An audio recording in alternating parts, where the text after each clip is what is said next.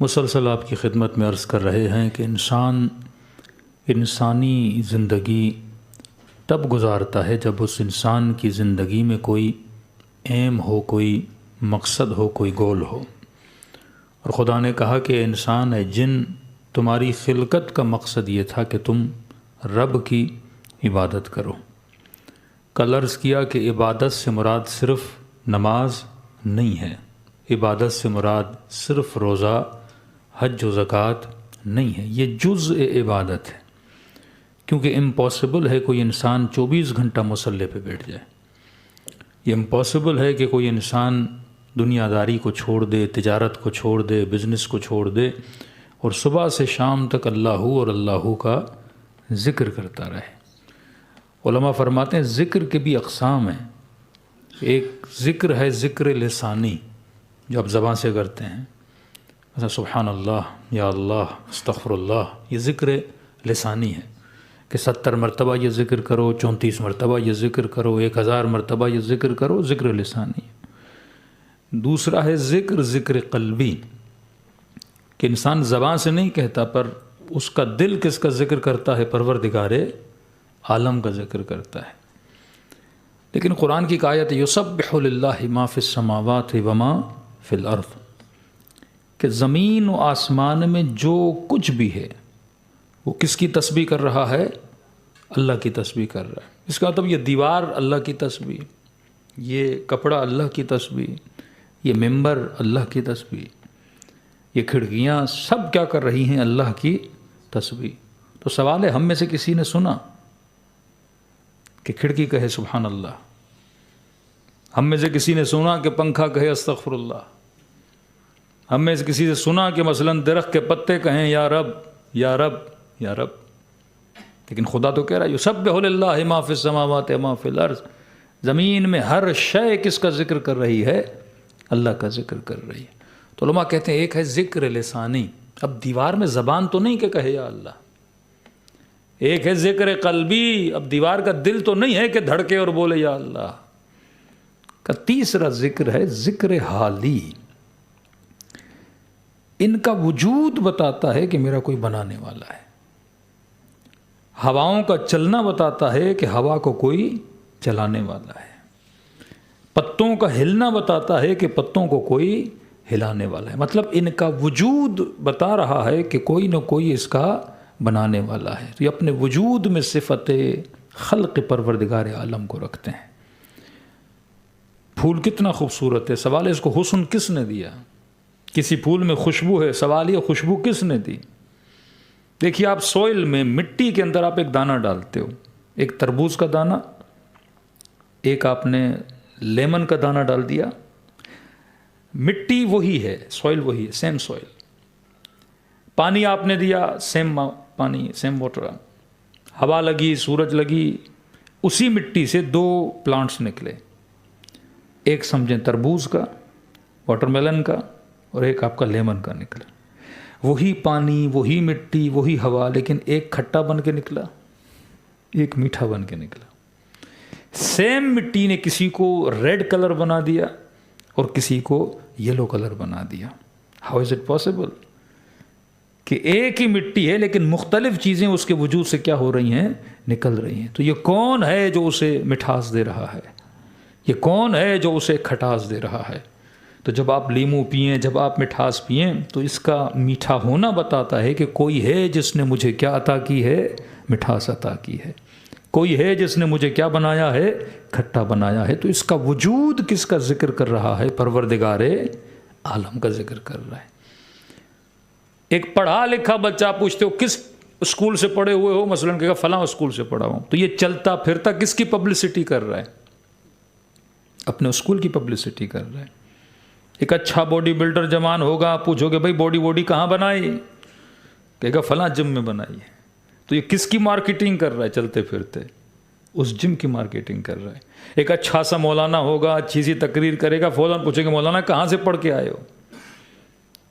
تو یہ کہاں کی پبلسٹی کر رہا ہے؟ جہاں سے پڑھ کے آیا ہے، اپنے استادوں کی پبلسٹی کر رہا ہے۔ سیم تھنگ، اگر کوئی درخت زمین سے نکل رہا ہے تو وہ کس کی پبلسٹی کر رہا ہے؟ اپنی نہیں کر رہا، اپنے بنانے والے کی پبلسٹی کر رہا ہے۔ کسی بھی لذیذ چیز کو کھاتے ہو کسی ہوٹل میں کہ فوراً کیا پوچھتے ہو کک کون ہے؟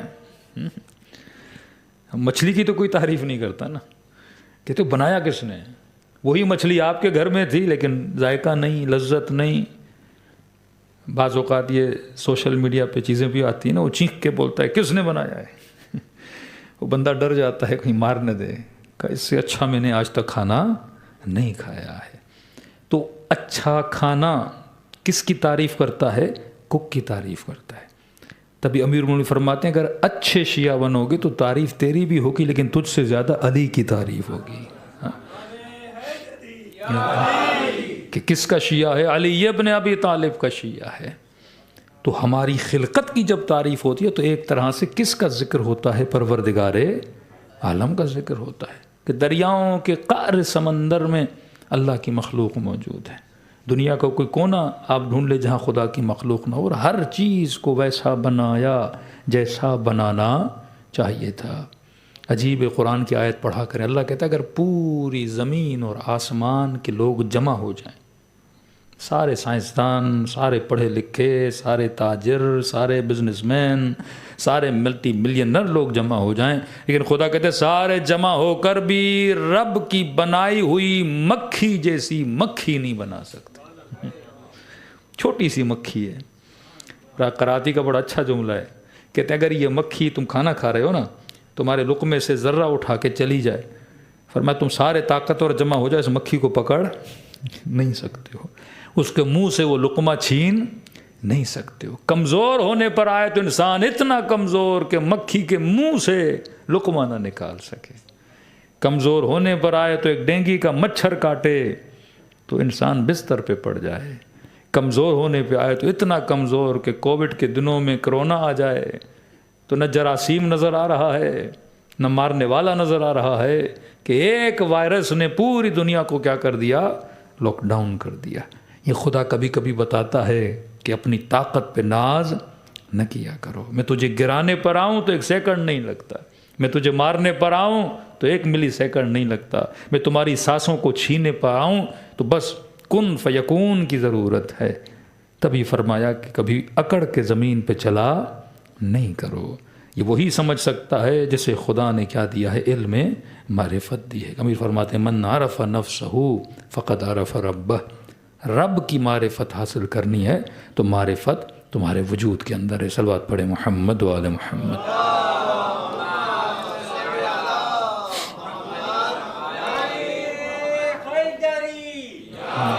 سارے معارف اس انسان کے وجود کے اندر ہیں۔ ہم نے عقل پہ گفتگو کی، ہم نے کمال پہ گفتگو کی، آج تھوڑا سا فطرت انسان کہ جہاں سے آپ سمجھ پائیں گے خدا کی معرفت تک ہم کیسے پہنچتے ہیں۔ کہ ہیومن سائیکولوجی، اسی کو علم معرفت النفس بولتے ہیں، کہ اگر آپ اپنے وجود کو پہچان لو کہ میرے وجود میں کیا کیا ہے۔ پرسوں کی مجلس میں کہا کہ انسان کی ڈیفینیشن اگر یہ کرو گے جسٹ اے باڈی، تو پہلے باڈی کو ڈسکرائب کرو کہ باڈی کیا ہے۔ تو جب آپ باڈی کو اسٹڈی کرو گے تو پتہ چلے گا باڈی ایک لمیٹڈ وجود ہے۔ تو لمیٹڈ وجود کبھی ان لمیٹڈ کی خواہش نہیں کر سکتا۔ گلاس پانی اتنا ہی مانگے گا جتنا اس کے اندر پانی کی جگہ ہے۔ اگر میرے پاس 1 لیٹر پانی کی بوتل ہے اور میں آپ کو کہوں کہ مجھے 20 لیٹر پانی چاہیے تو آپ پوچھو گے نا مولانا، ہاتھ میں 1 لیٹر کی بوتل ہے اور 20 لیٹر کس کے لیے مانگ رہے ہو؟ تو وہ ضائع ہو جائے گا۔ تو اگر میرے پیٹ میں 600 گرام کی جگہ ہے، ان لمیٹڈ خواہش نہیں کر سکتا۔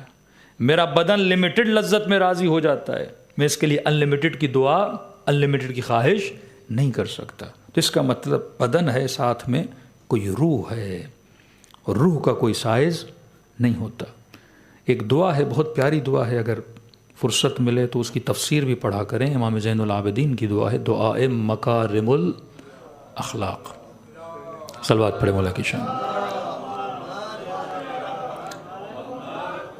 اللہ نے توفیق دی تھی، تقریباً 17 to 18 لیکچر میں نے اس پہ دیے تھے، وہ سوشل میڈیا پہ موجود ہیں۔ پھر فرصت نہیں ملی، ہم نے ریکارڈنگز نہیں کی۔ تو دعائے مکارم الاخلاق، اور یہی کہا بعثت لأتمم مکارم الاخلاق، میں مبعوث اسی لیے ہوا تاکہ تم لوگوں کو اخلاق کی بلندیوں تک لے کر جاؤں۔ اس میں آپ کے چوتھے امام اخلاق کی بلندیوں کا ذکر کرتے ہیں کہ انسان کامل کیسے بن سکتا ہے، اور حقیقت میں قرآن کی تفسیر اگر انسان کو پڑھنی ہے وہ معصومین کی دعاؤں سے ڈھونڈے۔ بعد میں ہم انسانوں کی تفسیروں کی طرف جائیں گے، فلاں عالم نے یہ تفسیر کر دی، لیکن سب سے پہلے دیکھو تو صحیح آپ کے امام معصوم نے قرآن کی تفسیر میں کیا کہا۔ وہاں پہ امام خطبے کے ابتدا میں جب اللہ کی ثنا کرتے ہیں تو ایک جملہ فرماتے ہیں، یہ آپ کی نسلیں، آپ کے بچے جو اللہ کے حوالے سے کئی سوالات کرتے ہیں تو سارے جوابات امام نے وہاں پہ دیے ہیں۔ مولا فرماتا ہے خدا دیکھنے والوں کی آنکھیں تجھے دیکھنے سے عاجز ہیں، دیکھنے والوں کی آنکھیں تجھے، مطلب تجھ خدا کو دیکھنے سے عاجز ہیں۔ آج اکثر سوال آپ کے بچے کرتے ہیں نا، اگر گاڈ ہے، خدا ایگزسٹ کرتا ہے تو نظر کیوں نہیں آتا؟ ہمیں بھی آنسر نہیں پتا، امام آنسر دے رہے ہیں۔ فرمائے خدا دیکھنے والوں کی آنکھیں تجھے دیکھنے سے کیا ہیں؟ عاجز ہیں۔ عاجز کا مطلب کیا ہے؟ ایک پتھر پڑا ہوا یہاں پہ 200 kg کا، میں اسے اٹھانے سے کیا ہوں؟ عاجز ہوں، نہیں اٹھا سکتا۔ لیکن اگر یہاں پہ 10 kg کا پتھر پڑا ہو میں اٹھا سکتا ہوں، لیکن آپ کا بچہ جو 6 to 7 years کا ہے وہ شاید نہ اٹھا سکے۔ اس بچے کے اندر یہ ایبلٹی نہیں ہے کہ اس پتھر کو اٹھا سکے، لیکن آپ کے اندر ہے۔ تو جو نہیں اٹھا سکتا اسے کیا بولتے ہیں؟ عاجز بولتے ہیں۔ عجز، کمزور ہے۔ اے خدا دیکھنے والوں کی آنکھیں تجھے دیکھنے سے عاجز ہیں، مطلب یہ کمی تیرے اندر نہیں کہ تو نظر نہیں آتا، یہ کمی میرے اندر ہے کہ میری آنکھیں تجھے دیکھ نہیں سکتی ہیں۔ یہاں پہ 100 کلو کا پتھر پڑا ہو، آپ بولیں بھائی پتھر میں کمی ہے کہ میں اسے اٹھا نہیں پا رہا، تو بولوں گا نہیں بھائی پتھر میں کوئی کمی نہیں ہے، تجھ میں کمی ہے کہ تو پتھر کو اٹھانے کی طاقت نہیں رکھتا۔ اب مولا ریزن بھی بتاتے ہیں، اے خدا دیکھنے والوں کی آنکھیں تجھے دیکھنے سے کیا ہیں؟ اب کوئی بات سمجھ میں آئے تو تھوڑا سر ہلایا کریں تاکہ مجھے پتہ بھی چلے آپ سمجھ رہے ہیں۔ ایک تو خوجہ برادری میں یہ مجھے بڑی ٹینشن ہوتی ہے، خطیب کو پتہ نہیں لگتا سمجھ بھی رہے ہیں کہ نہیں سمجھ رہے۔ تو کہے خدا دیکھنے والوں کی آنکھیں تجھے دیکھنے سے عاجز ہیں، کیوں؟ کیونکہ کہا خدا اگر تو نظر آ جائے تو محدود ہو جائے۔ دیکھیے آپ کی آئے ہے نا، آنکھیں ہیں، یہ کسے دیکھتی ہیں؟ اجسام، باڈی، مٹیریل چیزوں کو دیکھتی ہیں۔ آنکھ ہر اس چیز کو دیکھتی ہے جس کا سائز ہو، جس کی لینتھ ہو، جس کی وڈتھ ہو، ٹھیک ہے؟ آپ نے کہا آسمان کیا ہے؟ کہ نیلا ہے۔ سائنس میں جائیں گے تو آسمان نیلا نہیں ہے، کبھی رات کو دیکھیں تو کالا ہو جاتا ہے، صبح دیکھیں تو نیلا ہو جاتا ہے۔ آسمان کوئی چھت نہیں جس کا کوئی کلر ہو۔ ہم جب دیکھتے ہیں تو بیچ میں اگر بادل آ جائیں تو سفید نظر آتا ہے، کچھ گیسز بیچ میں نظر آتی ہیں تو بلو نظر آ جاتا ہے۔ کبھی آپ کہتے ہیں مولانا سمندر گرین ہے، کبھی کہتے ہیں بلو ہے، کبھی کہتے ہیں بلیک ہے۔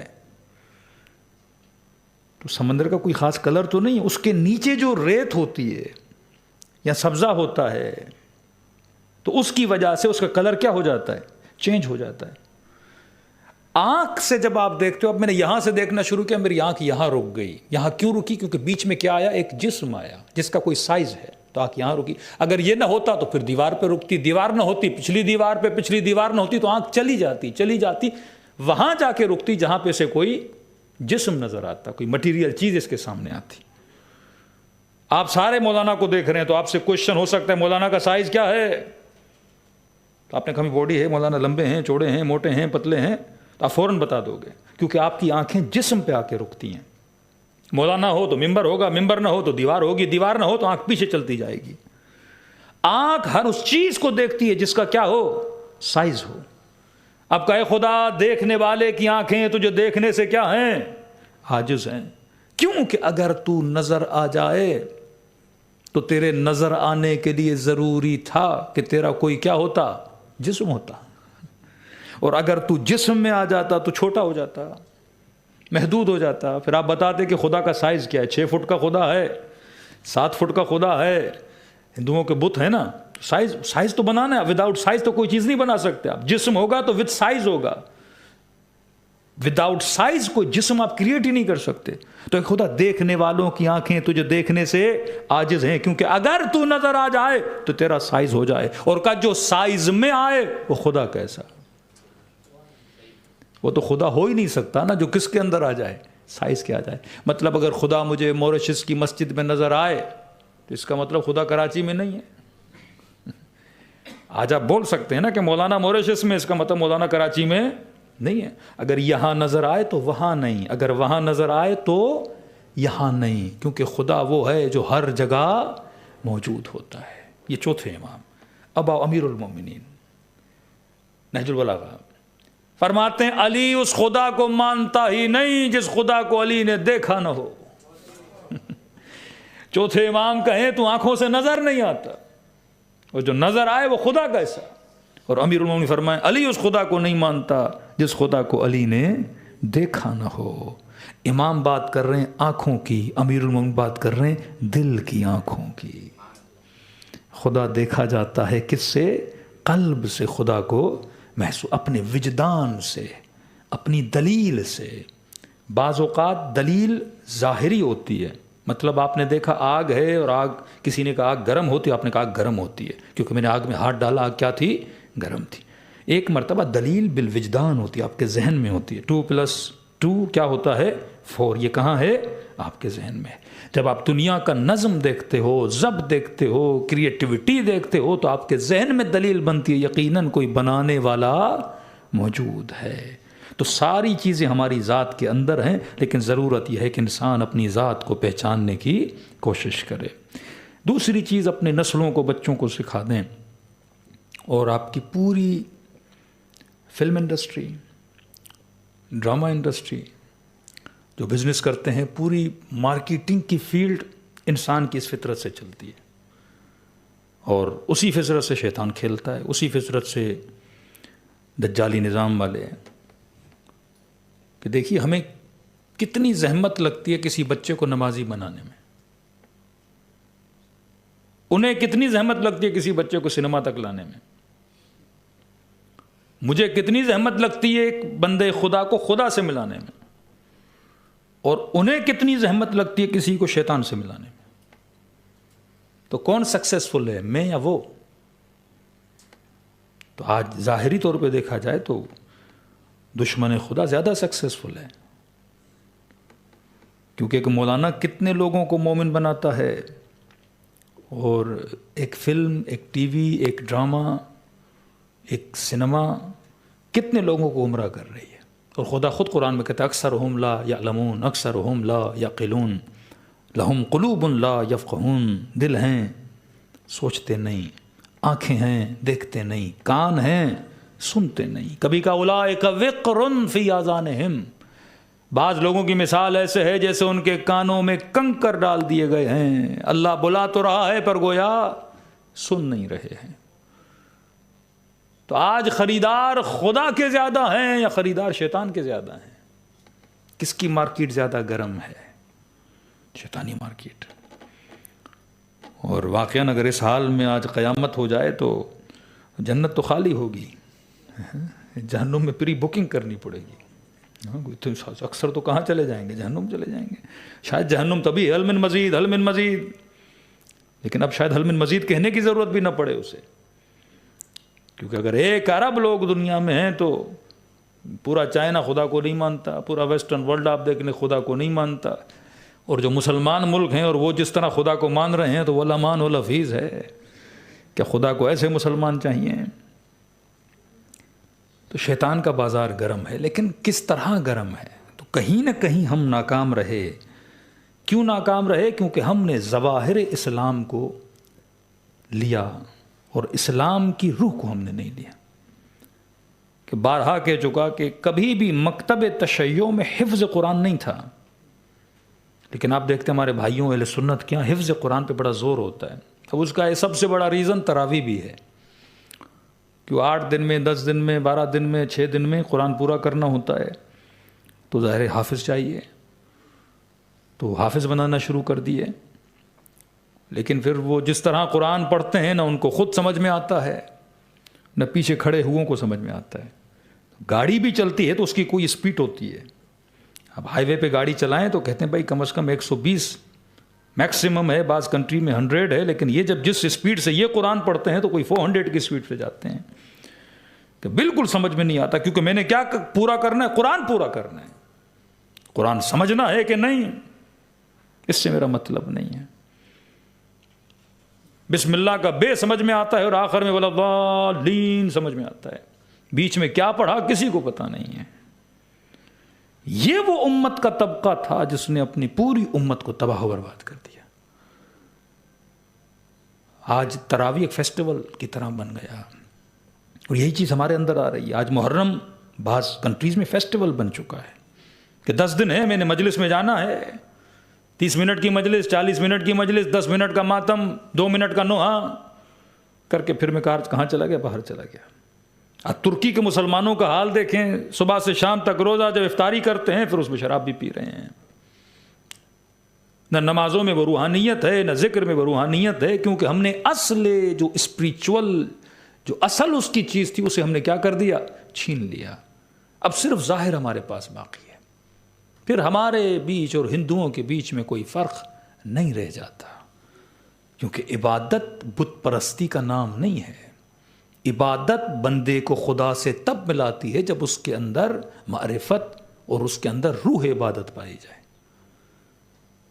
تبھی رسول نے فرمایا بعض لوگوں کی نمازیں لفظ ہے کوے والی نماز ہے، کہ جس طرح کوا چونچ لگاتا ہے زمین پہ، اسی طرح یہ سجدے کر تو رہا ہے لیکن اسے یہ نہیں پتا کہ میں کس کی دربار میں کھڑا ہوں اور کسے سجدہ کر رہا ہوں، اور سجدے کرنے کا مقصد کیا تھا، ہدف عبادت کیا تھا. پھر مسلمان نہیں، یہ بت پرست ہے. اگر میری نماز خدا سے نہیں ملا رہی، یہ بت پرستی ہے. اگر میرا روزہ مجھے خدا سے نہیں ملا رہا، یہ بت پرستی ہے. محنت زحمت تو پھر سارے مکاتب کرتے ہیں. اگر آپ ماتم کرتے ہو، عزاداری کرتے ہو کہ مولانا میں نے اتنے $1000 مجلس میں ڈونیشن دیا، اتنی مسجد کو ڈونیشن دی، تو جا کے دیکھیے وہ مندروں میں کتنی ڈونیشن دیتے ہیں. بلینس میں ڈونیشن دی جاتی ہے. ایک کالا پتھر ہے، اس پہ کتنا دودھ گراتے ہیں ڈیلی بیسس پہ، 100 لیٹرز دودھ ایک پتھر پہ گرایا جاتا ہے. اگر آپ نظر و نیاز کرتے ہو، وہ بھی اپنے مکتب میں نظر و نیاز کرتے ہیں. سوال یہ ہے کہ میرا نظر و نیاز، میری عبادتیں مجھے خدا سے ملا رہی ہیں یا نہیں ملا رہی. جب تک اس کنہ عبادت تک نہ پہنچو، تبھی ہمارے یہاں کبھی بھی حفظ قرآن کی ترغیب نہیں ہے. ہمارے یہاں ہے تفہیم القرآن، فہم القرآن. قرآن سمجھو. رسول خدا بیٹھے تھے، ایک عرب بدو آیا، کہا اے محمد میں نے واپس جانا ہے، وقت نہیں، ٹائم نہیں، 5 منٹ ہیں، مجھے دین اسلام پڑھاؤ بھی سکھاؤ بھی. آج کوئی مومن آئے نا مولوی کو کہے کہ مولوی صاحب 5 منٹ سے زیادہ ٹائم نہیں ہے، مجھے دین اسلام سمجھاؤ، تو ہم کہیں گے بھائی لوگ 1 گھنٹے میں نہیں سمجھتے اور 5 منٹ میں سمجھانا ہے. لیکن یہ رحمت للعالمین ہے، یہ مصطفیٰ ہے. ان کو 5 منٹ بھی ملیں تو کسی بندے کو خالی ہاتھ جانے نہیں دیتے. قرآن کی چھوٹی سی آیت پڑھی، مثقال ذرۃ خیرا یرہ ومثقال ذرۃ شرا یرہ. فرمایا جو خیر کا ذرہ بھی کرے گا آخرت میں دیکھے گا، جو شر کا ذرہ بھی کرے گا، برائی کا ذرہ بھی کرے گا، وہ آخرت میں دیکھے گا. اس نے کہا میں پورا دین اسلام سمجھ گیا. یہ لے کے واپس گیا. نبی نے فرمایا جب آیا تھا تو جاہل تھا، جب جا رہا ہے تو عالم بن کے جا رہا ہے.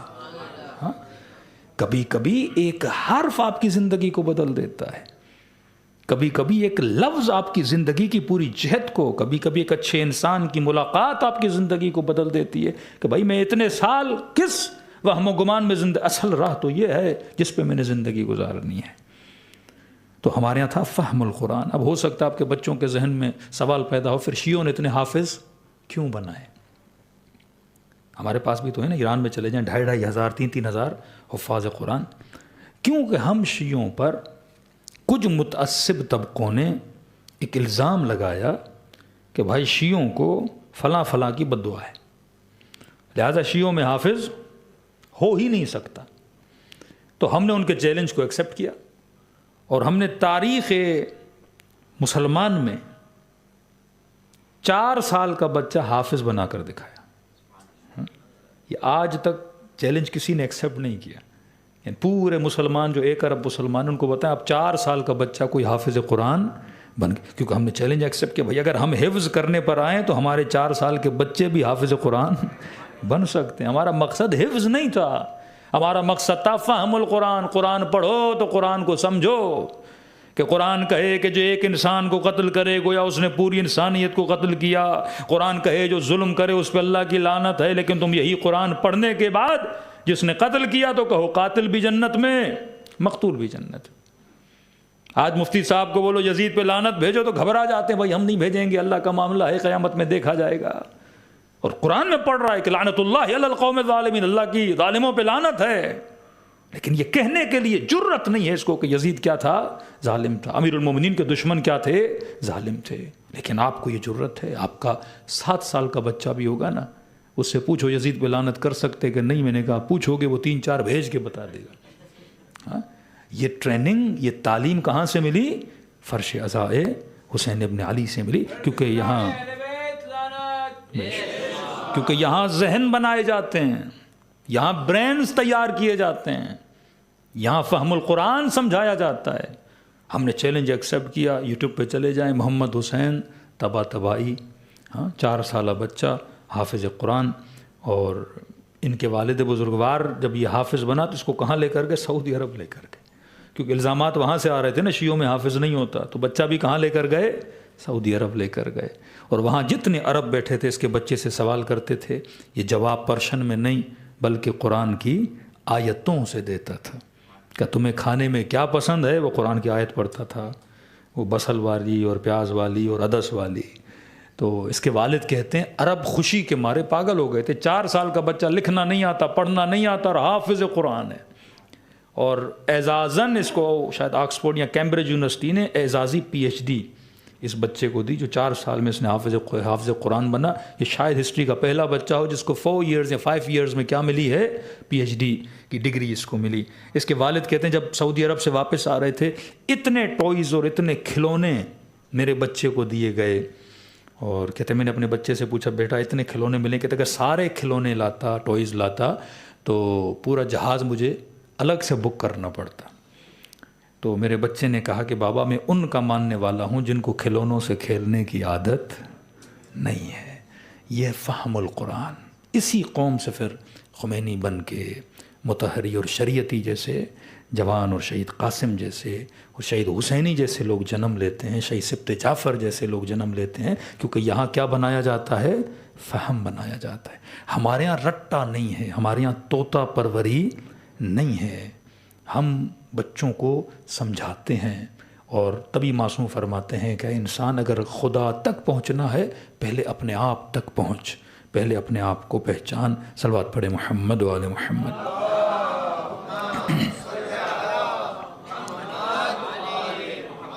اب ایک فطرت کا سبجیکٹ ہے, کیونکہ سبجیکٹ ذرا طولانی ہے, بڑا ہے, میں زیادہ ڈسکرائب اس کو کل کی مجلس میں کروں گا. صرف اشارہ دے رہا ہوں, جا کے خود اسٹڈی کرنا چاہیں تو آپ کر لیں. فرمایا من عرف نفسہ فقد عرف ربہ, جس نے اپنی سائیکولوجی کو پہچانا, اپنی معرفت کو حاصل کیا, فوراً وہ خدا کی معرفت کو حاصل کر سکتا ہے. ساری ہدایت کے راستے آپ کے اندر موجود ہیں, ہدایت کی کتاب آپ کے اندر موجود ہے. لیکن سوال یہ ہے وفیک عالم الاکبر, اس اندر کی کائنات کو پہچانو گے تو پھر خدا کو پہچانو گے. میں چھوٹا تھا تو اکثر ذہن میں سوال آتا تھا کہ انسان مرتا کیوں ہے. ہاں, تو بچپن کی ایک دعائیں ہوتی ہیں, تو میں کہتا تھا خدا جب مجھے مرنا نہیں ہے تو اگر اوپر بلانا ہو تو کوئی سیڑھی بھیج دینا, ہاں تو میں سیڑھی پہ چڑھ کے اوپر آ جاؤں گا. کیا مرنا, قبر میں جانا, بچھو, یہ سارے پروسیس سے انسان ڈرتا ہے نا, موت کا پروسیس. لیکن پھر امام کی روایت پڑھی کہ خدا دیکھنے والوں کی آنکھیں تجھے دیکھنے سے کیا ہیں؟ عاجز ہیں. وہاں تک جانے کے لیے, ٹریول کرنے کے لیے بدن ٹریول نہیں کر سکتا. ہاں, آپ چاہو کہ میں سورج تک جاؤں, باڈی ٹریول نہیں کر سکتی. جو لوگ چاند پہ بھی جاتے ہیں 6 مہینے 8 مہینے ان کو لگ جاتے ہیں. اب کسی نے مریخ پہ جانا ہے, کسی نے گلیکسیز میں ٹریول کرنا ہے, تو کہتے ہیں لائٹ ایئرز, وہ بھی 1000s میں. کہ آپ اتنے 1000 لائٹ ایئر ٹریول کرو دین جا کے آپ فلاں گلیکسی پہ پہنچو گے. اب میں نے جانا ہے عالم برزخ. تو باڈی اگر عالم برزخ تک ٹریول کرنا چاہے تو یہ کر ہی نہیں سکتی. مطلب مجھے ملینز آف ایئرز لگ جائیں گے اس باڈی کو وہاں تک پہنچانے کے لیے, کیونکہ سوئل ہے, یہ زمین سے بنی ہے, لہٰذا کہاں مل جانا ہے؟ زمین میں مل جانا ہے. تو مجھے عالم برزخ تک جانے کے لیے مرنا ضروری ہے. میں ویسے نہیں جا سکتا. آپ برزخ میں پہنچ ہی نہیں سکتے باڈی کے ساتھ, کیونکہ مٹیریل ہے. اور ہاں اگر اس باڈی کو اتنی اسپیڈ سے بھیجو گے تو باڈی کیا ہو جائے گی؟ تباہ ہو جائے گی, ڈسٹروائے ہو جائے گی, باڈی پھٹ جائے گی. آپ جہازوں میں بھی جب ٹریول کرتے ہیں تو اس کی اسپیڈ لمٹ کا خیال کرتے ہیں. اگر زیادہ اسپیڈ ہوئی تو آپ کے دل پہ کیا آ سکتا ہے؟ افیکٹ آ سکتا ہے, کیونکہ آپ کی باڈی وہیں پڑی رہتی ہے اور اتنی گریوٹی میں اتنی اسپیڈ سے جب جہاز چلتا ہے تو اس کا افیکٹ آپ کے دل پہ, آپ کی باڈی پہ پڑتا ہے. اب آپ سوچو کہ میں کتنی اسپیڈ سے جاؤں, لائٹ کی اسپیڈ سے جاؤں تو پوری باڈی تباہ و برباد ہو جائے گی. تو قرآن میں جب کہتا ہے سبحان الذی اسریٰ بعبدہ لیلا من المسجد الحرام الی المسجد الاقصی, تو آپ کہتے ہیں رسول کس سواری پہ گئے تھے؟ براق. برق کسے کہتے ہیں؟ لائٹ کو. تو رسول بھی جب وہاں گئے تو کس اسپیڈ سے گئے تھے؟ لائٹ کی اسپیڈ سے گئے تھے. تو اگر میں نے عالم برزخ میں پہنچنا ہے تو مجھے اس بدن سے کیا ہونا ہوگا؟ الگ ہونا ہوگا. اور وہ ٹریولنگ کس کی ہوگی؟ سول اور روح کی ٹریولنگ ہوگی. اور روح کی اسپیڈ لائٹ سے بھی کیا ہے؟ زیادہ تیز ہے. اکثر کرسچنز, ایون ہندوز, مسلمز جو آئی سی یو میں گئے, کوئی ایکسیڈنٹ ہوا, اس کے بعد پھر اللہ نے ان کو زندگی دی, یا اکثر لوگ جو اپنے بیٹوں کے خواب میں آئے تو پوچھا گیا کہ آپ مرے تو کیا تھا, تو اکثر کہتے ہیں کہ ہم ایک ٹنل کے بیچ سے گزرے. یہ اب تھاؤزنز آف انٹرویوز موجود ہیں. ہر مرنے والا کہتا ہے مرنے کے بعد مجھے یہ لگا کہ میں کسی ٹنل سے جا رہا ہوں. ٹنل کا مطلب ایک بلیک ہول ہے, پورا ڈارکنس ہے وہاں, اور ٹنل ہے, اور مجھے آگے کیا نظر آ رہی تھی؟ ایک روشنی نظر آ رہی تھی. اور ہمیں ایسے لگا کہ ہم بڑی اسپیڈ سے اس ٹنل کے ساتھ کہاں جا رہے ہیں؟ اوپر جا رہے ہیں. یہ ٹنل نہیں ہے, کیونکہ روح اتنی اسپیڈ سے ٹریول کرتی ہے, اور اطراف میں کیونکہ روشنی نہیں ہے, اندھیرا ہی اندھیرا ہے نا. دنیا میں روشنی ہے, لائٹ ہے سورج کی وجہ سے, لیکن جب آپ ایون مون پہ بھی جاتے ہو تو سارے اطراف میں کیا ہوتا ہے؟ اندھیرا ہوتا ہے, ڈارکنس ہوتی ہے. تو روح جب اتنی اسپیڈ سے اوپر جاتی ہے اور اطراف میں کالا پن ہوتا ہے تو ان کو لگتا ہے کہ ہم کس سے گزر رہے ہیں؟ ٹنل سے گزر رہے ہیں. گاڑی بھی جب گولی کی اسپیڈ سے جاتی ہے تو اطراف میں کیا لگتا ہے؟ ٹنل لگتا ہے نا. اب کا ہمیں سامنے کیا نظر آ رہا تھا؟ نور نظر آ رہا تھا. مطلب وہ عالم برزخ ہے جہاں کوئی کائنات ہے, جہاں روشنی ہے, تو ان کو آخر میں کیا نظر آتا ہے؟ نور نظر آتا ہے. تو وہاں تک جانے کے لیے جس نے ٹریول کرنا ہے وہ کیا ہے؟ روح ہے. اور روح بدن کے ساتھ ٹریول نہیں کر سکتی, لہٰذا اس کا بدن سے جدا ہونا بہت ضروری ہے. رہی بات قبر کی, کہ آج جتنا ہم ڈرتے ہیں تو کس سے ڈرتے ہیں؟ قبرستان سے ڈرتے ہیں. اسے کہتے ہیں ایمان کی کمی. ایمان کس چیز کا نام ہے؟ یقین کا نام ہے. جب تک یقین نہیں بندہ مومن نہیں. علم میں, نالج میں اور یقین میں زمین و آسمان کا فرق ہے. مثال کے طور پہ اگر میں آپ کو کہوں مرنے کے بعد جو ڈیڈ باڈی ہے کیا یہ مجھے نقصان دے سکتی ہے؟ If someone died, اس کی جو ڈیڈ باڈی ہے کیا مجھے نقصان دے سکتی ہے؟ مرا ہوا آدمی جس کو ڈاکٹر نے لکھا ہے ایکسپائر, شام کے 5:05 پہ جناب والا کیا ہو گیا؟ ایکسپائر ہو گیا. سرٹیفکیٹ لے کر آئے, مردہ خانے میں لے گئے, سرد خانے باڈی پڑی ہے. اب میں آپ سے سوال کروں گا کہ مردہ جب مر جاتا ہے کیا وہ نقصان دے سکتا ہے؟ سر تو ہلائیں. ہاں, نہیں دے سکتا. یقین ہے یا علم ہے؟ نالج ہے کہ نقصان نہیں دیتا. اب میں کہوں بھائی فلاں مومن بیچارہ مر گیا, ہمیں کوئی سرد خانہ نہیں مل رہا جہاں مومن کو رکھیں, تو میں کہوں مثلاً آپ مجمع میں سے کسی کا نام تو نہیں لوں گا کہ مومن صاحب آپ کا گھر خالی ہے تو آج رات ہم ان کی ڈیڈ باڈی آپ کے گھر میں رکھتے ہیں. تو مومن تھا, ڈیلی مسجد میں آتا تھا, زیارت عاشورہ پڑھتا تھا, امام حسین پہ گریہ کرتا تھا, for one night, only for one night. یہ باڈی آپ کے گھر میں ہم رکھتے ہیں تو آپ پوری رات ایک قرآن بھی پڑھیے گا اس مومن پہ، باتیں بھی کریے گا اس سے، ہاں راز و نیاز بھی کریے گا، زیارت عاشورہ بھی پڑھیے گا. ہاؤ مینی پیپل راضی ہوں گے؟ ابھی آپ نے کیا کہا، نقصان نہیں دیتا تو آپ کیوں نہیں رکھو گے اسے اپنے گھر میں؟ مطلب مجھے علم ہے، یقین نہیں ہے، شور نہیں ہوں میں اس بات پہ. کہیں نہ کہیں دل میں یہ خیال ہے کہ بھائی رات کو رکھا کہیں کھڑا نہ ہو جائے. کیونکہ ابھی تک میں منزل یقین پہ نہیں پہنچا. ہم میں سے کتنے لوگ رات کو قبرستان جانے پہ تیار ہوں گے؟ آج تک کسی نے دیکھا کسی قبر سے مردہ نکلے؟ بھائی جو مر گیا خود کو نہ بچا سکا وہ تجھے کیا نقصان دے گا؟ مٹی کے من ڈال دیے، قبر میں دفنا کے آ گئے، اس چیخا بھی نہیں کہ نہیں ڈالو مجھے، سکون سے لٹا کے، بلکہ آپ نے جگانے کی بڑی کوشش کی اسے، اسمع افہم، سن سمجھ، اٹھ ہی نہیں رہا بیچارہ. وہیں اس کو دفنا کے آپ آ گئے، لیکن آپ رات کے 2 بجے گریو یارڈ اور قبرستان میں جانے کے لیے تیار نہیں ہو، کیونکہ آپ منزل یقین پر نہیں ہو. دل میں کہیں نہ کہیں شک ہے کہ جناب کھڑا نہ ہو جائے، پھر سے زندہ نہ ہو جائے. اب زندہ بھی ہو جائے تو خوشی کی بات ہے نا، اس میں ڈر کی کیا بات ہے؟ ایک خوف ہمارے ذہن میں. دنیا بازار خوف ہے. ڈاکٹر کا بزنس تبھی چلتا ہے جب ڈرائے، مر جاؤ گے دوائی کھاؤ. ہاں تعویذ دینے والا کا بزنس تبھی ڈرتا ہے جب آپ کو ڈرائے. ہاں خوف، فیئر آپ کے دل میں پیدا کیا جاتا ہے، پھر چیزوں کو بیچا جاتا ہے. دشمن اسلام بھی کیا کرتا ہے؟ آپ کو ڈراتا ہے. ڈر آپ کے وجود میں پیدا کرتا ہے، اس کے بعد بیچتا ہے. خدا بھی آپ کے دل میں کیا پیدا کرتا ہے؟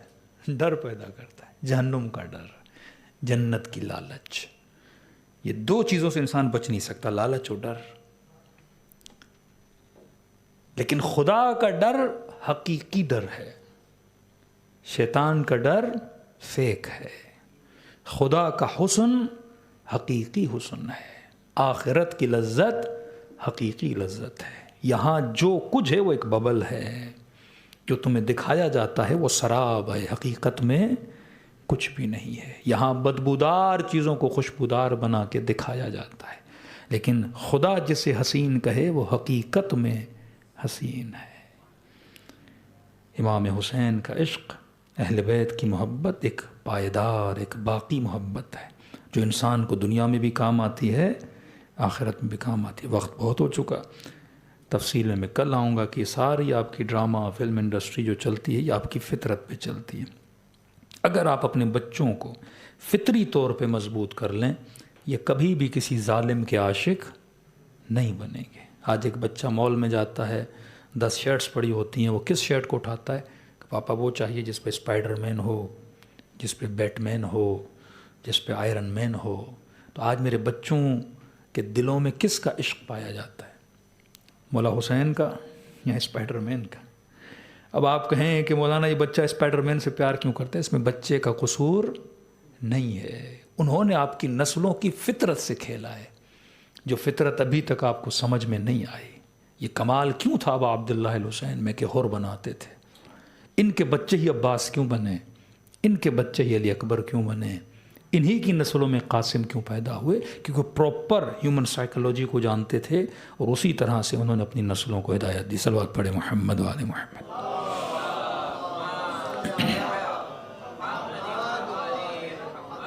دلوں کو کربلا لے کر چلیں، ایسے سلام کریں جس سے سیدہ زینب کبریٰ نے سلام کیا. السلام علی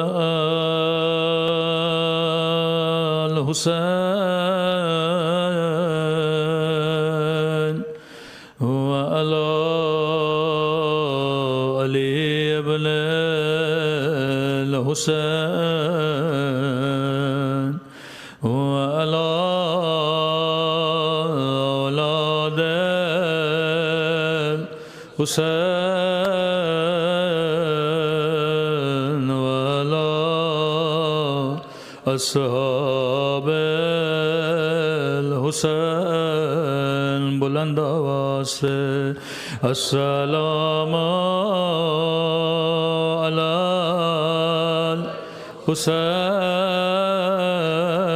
حسین وعلی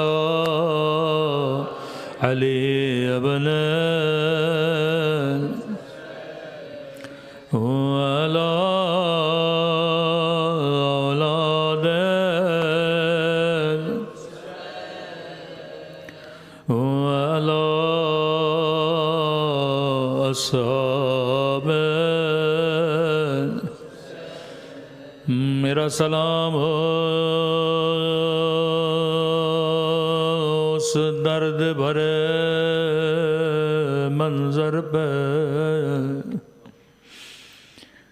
جب حسین مولا نے گھوڑے سے اتر کے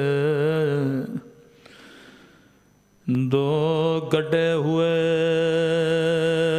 بازو اٹھائے بازووں کو چوم کر کہا عباس کا دل کا ذرا زہری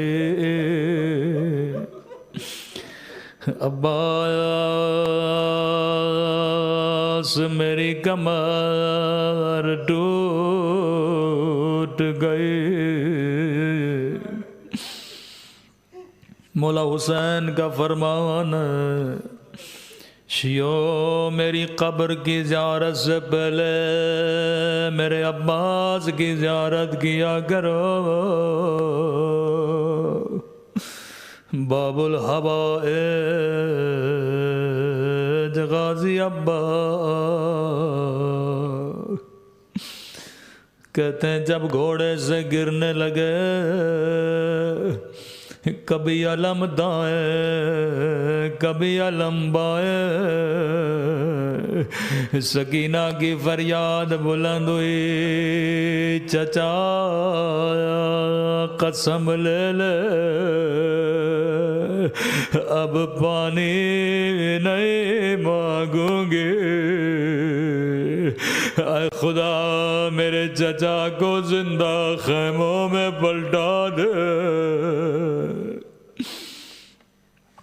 بڑا پیار کرتے تھے امام حسین اپنے بھائی غازی عباس سے کہتے ہیں جب تک زندہ تھے ہر بی بی خیمے میں مطمئن جب تک عباس ہے میری چادر کو کوئی خطرہ نہیں ہے بچے مطمئن جب تک چچا ہے کون ہمیں تماچے مارے گا لیکن غازی عباس کبھی سکینہ کی پیاس دیکھے امام حسین کی خدمت میں آئے مولا اب مجھ سے برداشت نہیں ہوتا مولا نے فرمایا عباس تو میرے لشکر کا سپہ سالار ہے سر جھکایا عرض کیا مولا اب لشکر نہ رہا کس لشکر کا سپہ سالار فرمایا عباس میں حسین تجھے نہیں روکوں گا لیکن بیویوں کو تجھ پہ بڑا بھروسہ ہے تیرے جانے کے بعد ان کے حوصلے ٹوٹ جائیں گے فرمایا عباس اگر زینب اجازت دے میں حسین نہیں روکوں گا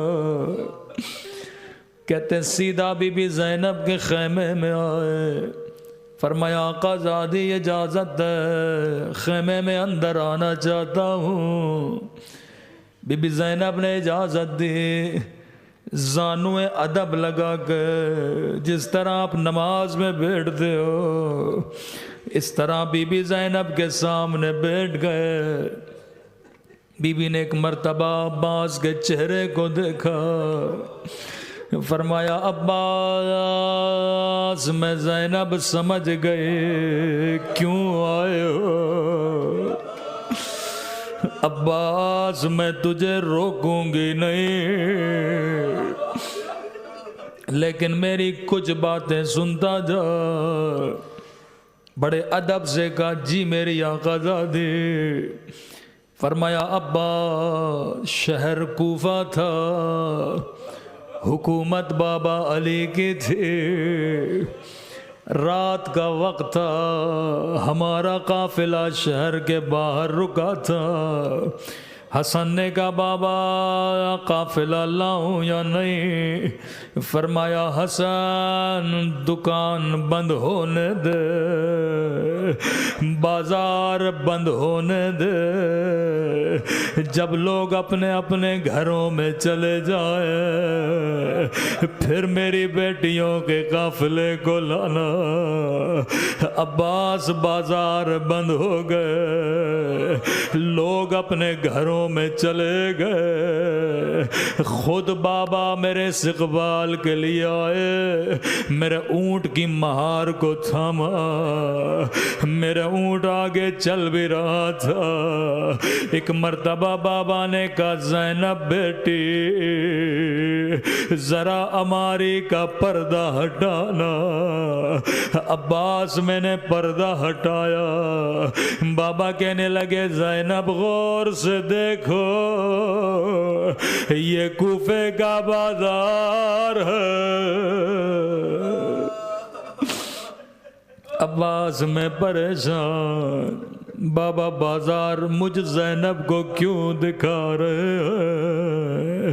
لیکن میں خاموش رہی۔ سواری پھر آگے بڑھی، پھر بابا نے روکا کہ زینب ذرا پردہ ہٹانا، زینب یہ کوفیوں کے گھر ہے۔ پھر بھی مجھے سمجھ میں نہیں آیا، چند قدم سواری آگے بڑھی، پھر کہا زینب ذرا پردہ ہٹانا۔ میں نے پردہ ہٹایا، کہا زینب غور سے دیکھو یہ کوفے کا چوک ہے۔ عباس اب میری سمجھ میں کچھ بھی نہیں آیا۔ میں نے کہا بابا بازار دکھانے ہیں، حسن کو دکھائیے، چوک دکھانے ہیں، حسین کو دکھائیے، بابا بیٹیاں اور بازار۔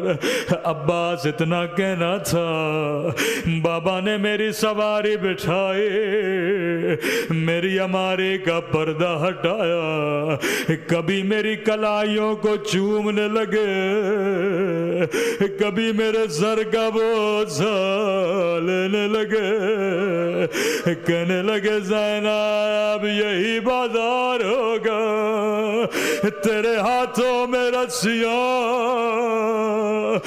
تیرے سر سے چادر چھینی جائے گی۔